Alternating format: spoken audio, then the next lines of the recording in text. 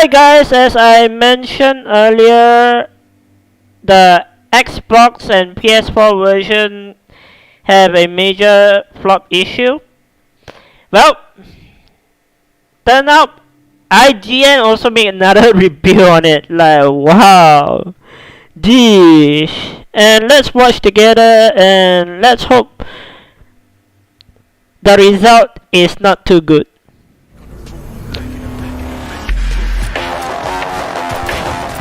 Well, I had just as much fun playing Cyberpunk 2077 on PC as Tom did for his review. On the base PlayStation 4 or Xbox One, it is a different game entirely. It fails to hit even the lowest bar of technical quality one should expect when even playing on lower-end hardware. It performs so poorly that it makes combat, driving, and what is otherwise a mastercraft of storytelling legitimately difficult to look at. Like what you see? It is not an exaggeration to say that I felt nauseated after playing because of the terrible frame rate. It really is that bad, and it's very suspicious that CD Projekt Red refused to provide console review copies ahead of launch.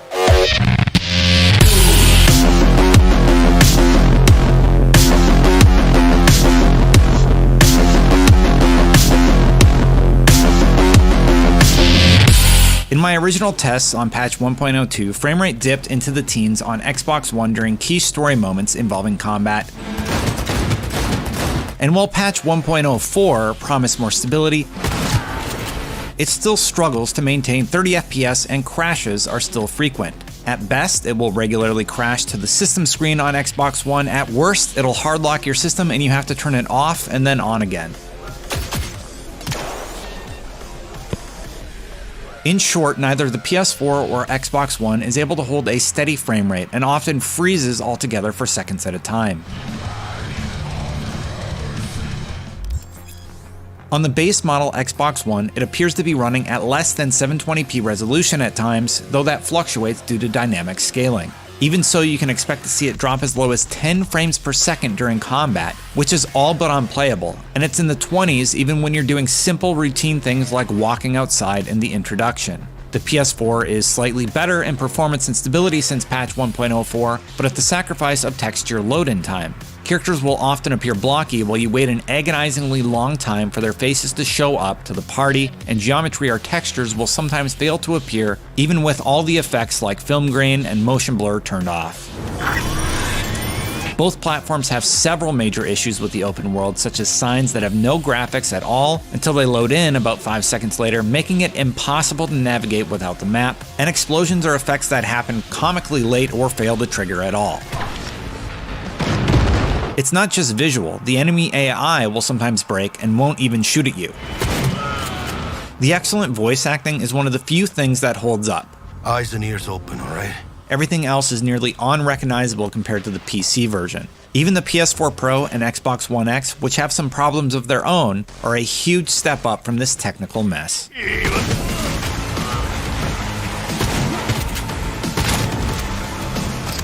If your only option right now is to play Cyberpunk 2077 on either of the base platforms, I highly suggest you don't play at all until its many terrible performance issues are fixed. And if you've already bought it and had an experience similar to what I've described, you should absolutely get a refund if possible. Hey there, dollface.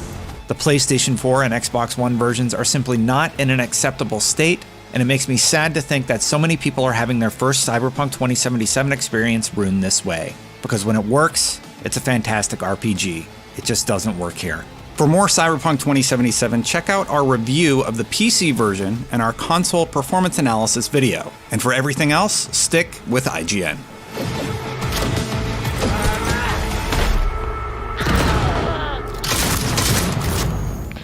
Let's go ahead and click on the PC version and you'll see what's the difference. Really quick, I'm going to drag this, click this one.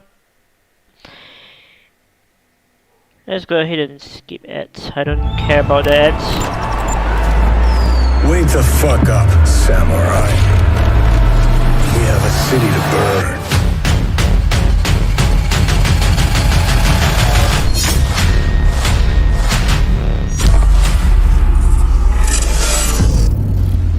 The quality of an open-world RPG often isn't defined by the strength of its main story, but the side missions around it. With Cyberpunk 2077, CD Projekt Red has built an entire game around that philosophy. Apart from its surprisingly short but utterly compelling central questline, the vast majority of what you can do in Night City is entirely optional, but still extremely impactful.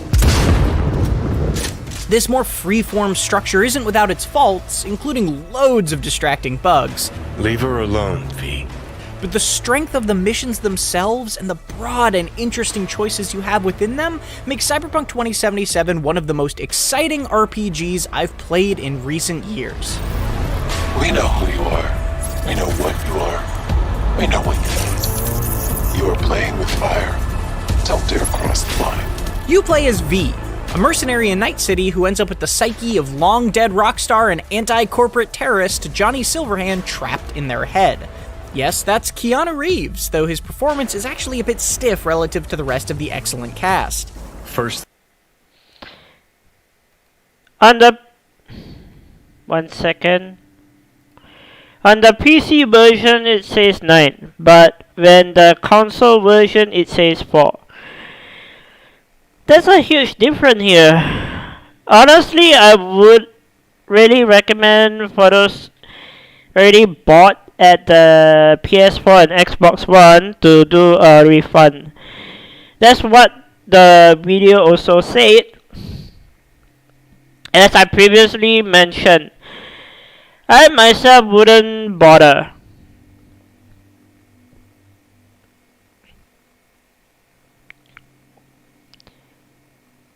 Let me go ahead and pull up the result on the PC version. There. Review on PC. Take a look at this. Review on PC. But the PS4 and Xbox One and Stadia version, I'm not sure about the Stadia, but I'm pretty sure that PlayStation and Xbox One is ranked at 4. Because the thing is buggy. Buggy, crash, and even better, lock the system. Doesn't allow you to do anything until you restart the entire system. That's the downfall of the PS4 and Xbox One. As I want us to follow up, this situation is kind of funny, so I don't know how you guys are gonna feel this, but I think it's pretty good and fair warning for you guys that if you really want to play 2077 on your own, you better hope for the best. Right now I'm just doing something really quick.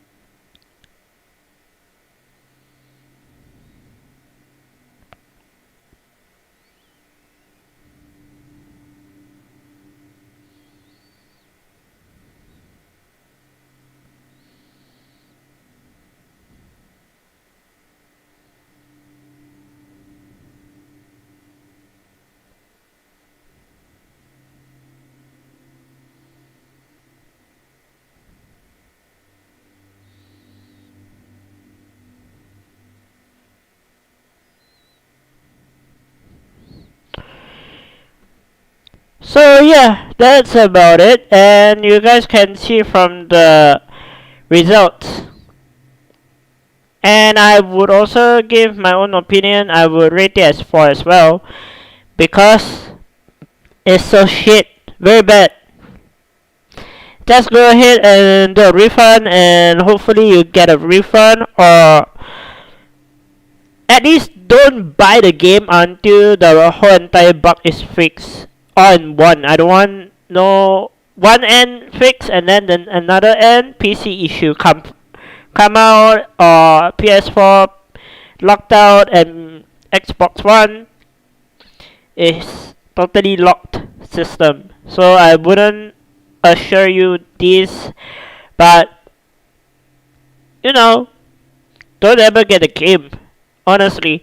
But if you want and you want this to happen, I will honestly wait until the actual bug fix has been patched up and everything is fixed, then acquire you to buy. Other than that, stay far away from it. It's waste of $80 anyway. Anyway, I'm out of here and see you guys on my next update. Bye bye.